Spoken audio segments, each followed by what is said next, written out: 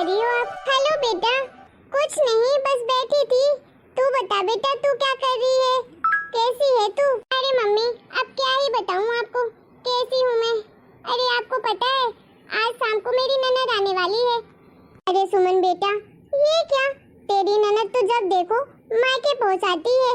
बेटा मैं तो कहती हूँ, थोड़ा ना तुम अपना भी वजूद रखा करो उस घर में।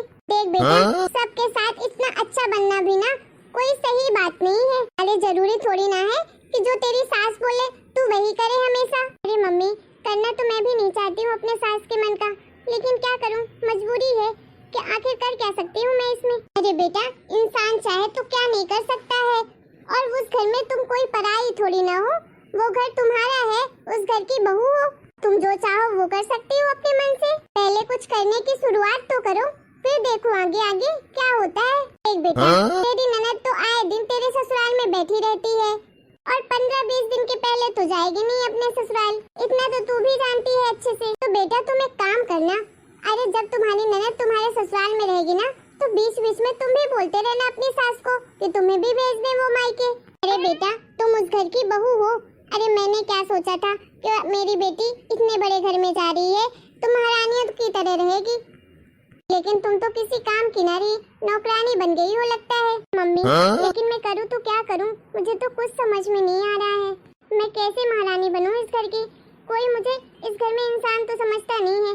पूरा दिन काम करवाते रहते हैं मुझसे नौकरानियों की तरह। अब आप ही कुछ बताओ जिससे मैं महारानी बन सकूँ इस घर की। देखो मम्मी, अब आप ही मुझे रास्ता दिखाओ, आखिर मैं करूँ तो क्या करूँ? आपको तो पता है, अरे आपके दामाद तो किसी काम के नहीं है। एक तो जब भी घर आएंगे ऊपर से शराब पीकर आते हैं। रोज रोज तो नहीं पीते हैं, लेकिन जब भी पीते हैं तो होश खबर कुछ नहीं रहता उन्हें। अच्छा बेटा, तूने मुझे पहले क्यों नहीं बताया?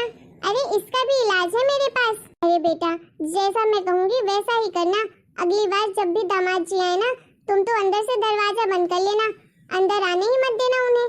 चाहे जितना बोले वो, तुम तो दरवाजा खोलना ही नहीं। चाहे वो जहाँ रहे, रात भर कुछ भी करे, तुम्हें उससे कोई लेना देना नहीं है। जरा सी चिंता मत करना तुम उनकी। और हाँ बेटा, और जब भी वो इंसान बेहोशी में सो जाए ना, तो तू उससे पैसे लेकर तू तो सीधे मेरे अकाउंट में डाल दिया करना। क्या है ना बेटा, अगर तू अपने पास पैसे रखेगी तो सबकी नजर रहेगी पैसों में, और तू मुझे भेजेगी तो मैं तो तेरे पैसे हमेशा संभाल कर ही रखूंगी। काफी तो हूँ मम्मी, जो मेरे बारे में इतना सोचती हूँ। अरे इस घर में तो मैं बिल्कुल अकेली पड़ गई हूँ, किसी को फर्क ही नहीं पड़ता मेरे बारे में। मेरे पीछे क्या प्लानिंग प्लॉटिंग करते रहते हैं सब लोग मिलकर। क्या ही कहें, सामने कुछ बनते हैं, पीठ पीछे तो कुछ ही रहते हैं। हमेशा जब भी देखो, जिसको देखो वही मेरी बुराई करता रहता है। बस सामने कुछ नहीं बोलेंगे, पीठ पीछे तो सब करते हैं। और एक आपका दामाद, वो तो बस अपने मम्मी पापा का भक्त है, पूरा दिन उन्हीं का नाम जपता रहता है।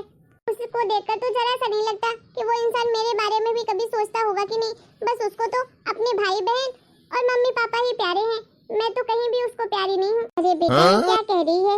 अरे तुम्हारी शादी को इतना टाइम हो गया है और अभी तक अपने पति को कंट्रोल भी नहीं कर पाई तू। अरे इतने सालों में तो कोई भी औरत अपने पति को अपने इशारों पर नचाती है। अरे आखिर मैंने क्या कमी छोड़ी थी? सब कुछ तो तुझे सिखाया था, लेकिन तू ही है, पता नहीं कहाँ रहता है तेरा ध्यान। देख बेटा, तुझे किसी से डरने की कोई जरूरत नहीं है। ऐसी जिंदगी तुझे अब नहीं जीनी है, किसी से डरना नहीं है तुझे, निडर होकर जीना है, समझी? जो हो गया सो हो गया, आगे की जिंदगी तो तुझे अपने हिसाब से ही जीनी है। अपना तू अच्छे से सोच ले। अरे जो भी कोई कुछ बोले ना, उल्टा जवाब दिया करो, मुँह पर बोला करो। अरे क्या कर लेंगे वो लोग? अरे सास है तो ऐसा थोड़ी ना है कि अपनी बहू से पूरा दिन काम करवाएगी। कोई भी तुम्हें कुछ भी कहे ना, सीधे उल्टा जवाब दे दिया करो, जो मुंह में आए बस बोल दिया करो। सोचने समझने की जरूरत नहीं है तुम्हें, ठीक है?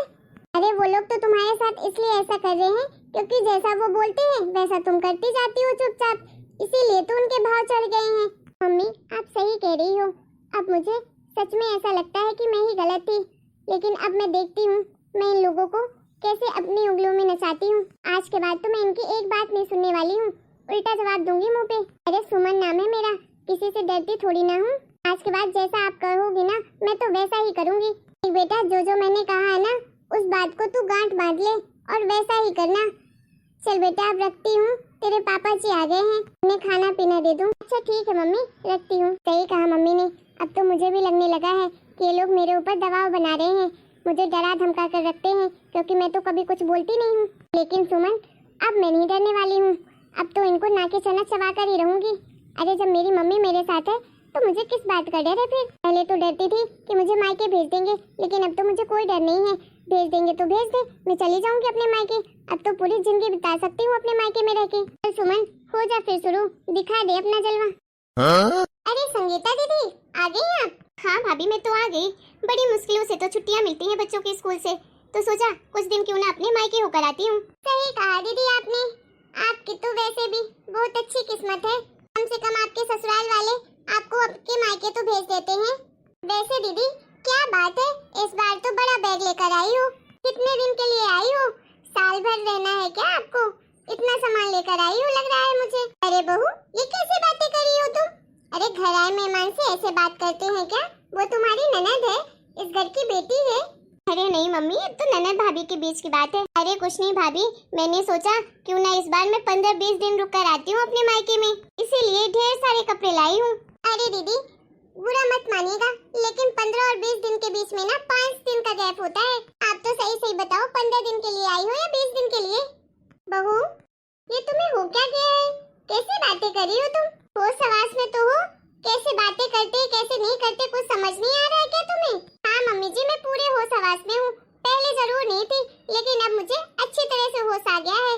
संगीता बेटा, जाओ तुम अपने कमरे में आराम करो, और बहू तुम अपनी ननद के लिए 1 कप कॉफी लेकर आना, और साथ में कुछ नाश्ता भी लेकर आना अच्छा बना के। हाँ बहू, बच्चों के लिए कुछ अच्छा सा चटपटा सा बना देना, लेकिन ज्यादा तीखा मत करना, ठीक है? मिर्ची कम डालना, बच्चे खाते नहीं हैं। ठीक है मम्मी जी, तो मैं सबके लिए आटे का हलवा बना देती हूँ। वैसे भी नाश्ता तो हल्का ही करना चाहिए, तो सब लोग हलवा ही खा लेंगे। बच्चों को तीखा भी नहीं लगेगा और आप सबको मीठा भी मिल जाएगा, सबका पेट भी भर जाएगा हल्का फुल्का। अच्छा ठीक है भाभी, जैसा आपका मन करे आप बना दीजिए। ननद जी, जैसी आपकी आज्ञा। पता नहीं वो अचानक से क्या हो गया, पहले तो ऐसे बिल्कुल भी नहीं थी। अरे कोई बात नहीं मम्मी, कभी कभी हो जाता है मूड खराब, हो सकता है किसी बात से परेशान होगी, इसलिए ऐसा बोल रही थी। और आप चिंता मत करो, मैं जा रही हूँ अपने कमरे में, थोड़ी देर आराम करती हूँ। अच्छा ठीक है बेटा, तो एक काम कर, हॉल में आ जाना, मैं हॉल में बैठी हूँ, थोड़ी देर आराम कर ले, फ्रेश हो जा। ठीक है मम्मी। मम्मी के सामने तो मैं कुछ नहीं बोल पाई, मम्मी को बुरा लगेगा और भाभी और मम्मी के बीच लड़ाई होगी, इसलिए मैं चुप रही। लेकिन मुझे भी तो ये अच्छे से समझ आ रहा है कि शायद भाभी को मेरा यहाँ आना अच्छा नहीं लगा। पता नहीं भाभी ऐसा क्यों कर रही है। अरे जब भाभी की तबीयत खराब हुई थी तो उनकी सेवा करने के लिए मैं अपने घर ससुराल वालों से लड़ कर आई थी यहाँ, क्योंकि मुझे भाभी की टेंशन होती थी। मैं उनसे बहुत प्यार करती थी, कम से कम अच्छे से उनका ख्याल तो रखती, इसलिए आ गई थी। लेकिन भाभी जी को इतना भी याद नहीं है मेरे बारे में कि मैंने उनकी कितनी मदद की है, कितनी सेवा की है। जब कभी भी भैया भाभी को मेरी जरूरत पड़ी है, मैं हमेशा उनके साथ खड़ी रही हूँ, फिर भी भाभी ऐसा कर रही है। उनके लिए तो मैं अपने ससुराल वाले, अपनी मम्मी से, सबसे लड़ गई। कौन सा मैं यहाँ हमेशा के लिए रहने आई हूँ? अरे थोड़े दिन के लिए आई हूँ, सोचा सबके साथ रहूंगी, अच्छा लगेगा। भाभी के मन में जो आया तो बोल दिया। भाभी ने एक बार भी नहीं सोचा उनकी बातों से मुझे कितना दुख हुआ होगा, इतना बुरा लग रहा है। पहले तो भाभी ऐसे बिल्कुल नहीं थी, पता नहीं क्यों कर रही है। खैर छोड़ो, जाती हूँ, थोड़ी देर आराम कर लेती हूँ। हेलो मम्मी, आज तो मैं बहुत खुश हूँ। क्यों बेटा, क्या हुआ? मुझे भी तो बता। अरे मम्मी क्या बताऊँ, आज तो मैंने अपनी सास को बहुत सुनाया। क्या? हाँ मम्मी, मैं सच कह रही हूँ। और मम्मी आपको पता है, साथ में मैंने अपनी ननद को भी खूब सुनाया। मुझे तो लग रहा है इस बार मेरी ननद लास्ट टाइम आई है अपने मायके। मैंने तो उसे ऐसी ऐसी बातें कही है ना कि मुझे तो लग रहा है दूसरी बार इस मायके नहीं आ पाएंगी। मम्मी मुझे तो मजा ही आ गया। अरे वाह बेटा, ये हुई ना बात। देख बेटा, इस बार मैं कह रही हूँ उसे ऐसा जलील करके भेजना ना उसके ससुराल कि दोबारा नाम न ले मायके आने का। हाँ मम्मी, जैसा आप कहोगी वैसा ही करूँगी। बहुत हो गई खातिरदारी, अब नहीं होने वाली है। अरे वैसे भी इन्होंने मुझे कैसे क्या ही बना दिया। अब देखते रहना मैं इनको कहां से कहां ले जाती हूँ। बस मम्मी, आप बस मुझे ऐसे ही सपोर्ट करते रहना। अरे हाँ बेटा, तू तो मेरी बिटिया रानी है। अरे जब भी तुझे मेरी जरूरत पड़े, मेरी एडवाइस लेनी हो तो तुरंत फोन लगा देना, सब बता दूंगी तुझे क्या क्या कैसे कैसे करना है। ठीक है mummy, thank you so much. अरे सुमन, अरे तुम यहाँ फोन पे लगी पड़ी हो? अरे मम्मी कब से तुम्हें आवाज लगा रही है? अरे ऐसा क्या हो गया कि आपकी मम गला फाड़े जा रही है? क्यों आवाज लगा रही है इतना तेज तेज? कोई बम फूट गया है क्या जो मुझे इतनी तेज से आवाजें लगाई जा रही हैं? हाँ, फोन में बात कर रही थी इसलिए मुझे नहीं सुनाई दे रहा था। हाँ तो मैं भी तो वही कह रहा हूँ, तुम फोन में लगी पड़ी हो, माँ आवाज लगा रही है, तुम सुनने का नाम ही नहीं ले रही हो। क्या फोन के अंदर घुस गई थी? अरे आवाज कोई बाहर से लगा रहा है तो एक कान में तो सुनाई दे ही रहा होगा ना। अरे अब आपको मेरे फोन से भी प्रॉब्लम होने लगी है?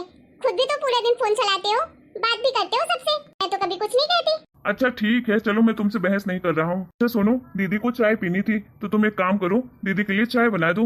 अरे आपकी दीदी को चाय पीनी है तो मैं कौन सा गैस सिलेंडर लेकर घूम रही हूँ, ये चाय की पत्ती शक्कर लेकर घूम रही हूँ। किचन में सब कुछ रखा है, खुद से जाके बना के पी ले। आपकी बहन के हाथ पैर नहीं चलते क्या मायके में आकर? अपने लिए चाय तो बना ही सकती हैं। अरे ये तुम कैसे बातें कर रही हो? अरे दीदी कुछ दिनों के लिए आई है हमारे घर और तुम मेहमानों से काम करवाओगी? अरे वाह वाह, वो मेहमान है? वो कोई इस घर की मेहमान नहीं है। मेहमान आते हैं तो रोज रोज नहीं आ जाते हैं कि हर 15-2 महीने में आ जाए घर में। और बताइए जरा, ऐसा कौन सा मेहमान है जो 15-20 दिन रुक कर जाता है? अरे आपकी बहन तो 15-20 दिन के लिए आई है, इतने दिन तो कोई मेहमान नवाजी नहीं चलती। पता नहीं कैसे लोग हैं, बेशर्मों की तरह आ जाते हैं फ्री का खाना खाने के लिए। चुप करो, तुम कुछ भी बोले जा रही हो, सोच समझ के तो बोलो, वो मेरी बहन है। क्यों करूं चुप? अरे मैंने तो अभी अभी बोलना शुरू किया है, अभी तक तो इतने सालों से चुप ही थी। अरे अभी से डर गए? अभी तो मुझे बहुत कुछ बोलना है और आप लोग बहुत कुछ सुनोगे भी। अब गलती से भी मुझे एक काम के लिए भी बोल देना, करती हूँ सबका काम। अरे कुछ नहीं करूँगी, सबके 2-2 हाथ है, सब अपना खाना बनाए, अपने खुद बनाकर खाएं। मैं किसी की नौकरानी नहीं हूँ, बहुत कर ली आप लोगों की सेवा, अब नहीं होगा मुझसे। ऐसा थोड़ी ना है कि बेटे की शादी हो गई, बहू घर में आ गई तो फ्री में नौकरानी मिल गई। अरे आप लोग भी इसी घर में रहते हैं, ये घर आप लोगों का ही है ना, तो खुद के भी हाथ पैर कभी चला लिया करो थोड़ा बहुत। बहू, अरे बहू थोड़ी धीरे धीरे बोलो, तुम्हारी आवाज तो मेरी बिटिया के कानों तक जा रही होगी। वो तो बेचारी अपने कमरे में है, लेकिन तुम्हारी आवाज तो गूंज रही है पूरे घर में। अरे अगर उसको पता चलेगा तुम उसके बारे में ऐसा सोचती हो तो कितना बुरा लगेगा उसे। कुछ तो सोचती हो उसके बारे में, तो सोचने दो ना मम्मी जी। अरे मुझे कोई फर्क नहीं पड़ता है, और वैसे भी मैं उन्हें सुनाने के लिए ही बोल रही हूँ। अरे कम से कम बातें तो उनके दिमाग में जाएंगी, थोड़ी बहुत शर्म तो आएगी जब देखो 15-20 दिन के लिए आ जाती है मायके में रहने के लिए, फीका खाना खाने के लिए। मुझे किसी की परवाह नहीं है, जिसको जो सोचना है आराम से सोचे। अरे बहू तुम्हें हो क्या गया है अचानक से? ऐसी बातें क्यों कर रही हो तुम? आज के पहले तो ऐसा कभी नहीं किया तुमने, होश हवास में हो कि नहीं? अरे मम्मी जी इतना जल्दी आप भूल गई? इतनी भुलक्कड़ तो है नहीं आप, सुबह ही तो आपको बताया था मैंने कि अभी तक तो मैं बेहोश थी लेकिन अब होश में आ गई हूँ। अरे आपको जब देखो अपनी बेटी को तो बुला लेती हूँ मायके, लेकिन कभी आपको ध्यान में आता है कि आपकी जो बहू है उसे भी कभी बोल दो उसके मायके जाने के लिए? भगवान जाने आपकी बेटी कैसी है और बेटी का ससुराल भी कैसा है। हर 3-4 महीने में पता नहीं कैसे भेज देते हैं इनके ससुराल वाले। देखिए भाभी, आपको मेरा यहाँ आना पसंद नहीं है तो ठीक है मैं नहीं आऊंगी, लेकिन आप प्लीज मेरे ससुराल वालों के बारे में कुछ मत बोलिए और ना ही मेरे बारे में। मैं भी बहुत अच्छी हूँ और मेरे ससुराल वाले भी बहुत अच्छे हैं। अरे वाह दीदी, आ गई आप, सुन लिया आपने? बस आपका ही तो स्वागत था, और कहिए क्या कहना चाहती हैं? चुप करो, तुम बेशर्मों की तरह कुछ भी बोले जा रही हो। तो हो जाऊं चुप? अरे पूरे 3 साल से चुप ही हूँ। अरे मैंने आज ही बोलना शुरू किया है और मैं अब नहीं रुकने वाली हूँ किसी के कहने से। मैं तो बोलूंगी, जो मेरे मन में आएगा सब बोलूंगी, और आप सब लोग ना मेरी बातों को सुनने की आदत डालो। चुप करो तुम सुमन, नहीं तो मेरा हाथ उठ जाएगा तुम्हारे ऊपर। हाँ हाँ, एक बार हाथ तो उठा कर देखिए, मैं भी देखती हूँ कैसे उठाते हैं आप। जिंदगी भर जेल की चक्की न पिसाई ना तो मेरा नाम भी सुमन नहीं, पूरे घर वालों को जेल भेज दूंगी, समझे ना? गलती भी मत करना, दहेज प्रथा का केस ठोक दूंगी ना तो जिंदगी भर जेल से बाहर नहीं निकल पाओगे। भाभी प्लीज ऐसा मत कहिए, माफ कर दीजिए।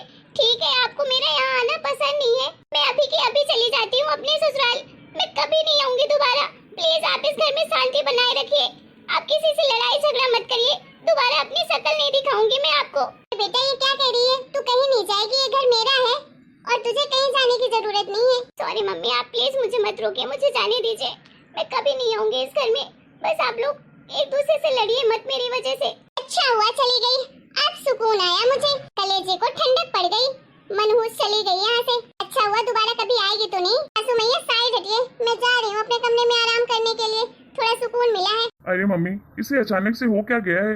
ऐसे बर्ताव क्यों कर रही है? नहीं पता बेटा क्यों कर रही है बहू ऐसा, ऐसी तो बिल्कुल नहीं थी, लेकिन मुझे इस बात का बहुत दुख हो रहा है। मेरी बेटी ऐसे उदास होकर घर छोड़कर चली गई, वो भी बोलकर गई है कि कभी नहीं आएगी वापस इस घर। कितना दुख पहुंचा होगा मेरी ब्लाडो को। मम्मी, मुझे ऐसा पता नहीं क्यों लग रहा है कि सुमन की माँ ने ही कुछ ना कुछ पट्टी पढ़ाई है उन्हें, क्योंकि इस समय जब देखो सुमन अपनी माँ से ही बात करती रहती है। सुमन को समझाने की कोशिश करता हूँ, अगर सुमन नहीं समझती है तो फिर मैं उसके पापा से बात करूंगा, क्योंकि उसके माँ से बात करने का कोई मतलब नहीं है।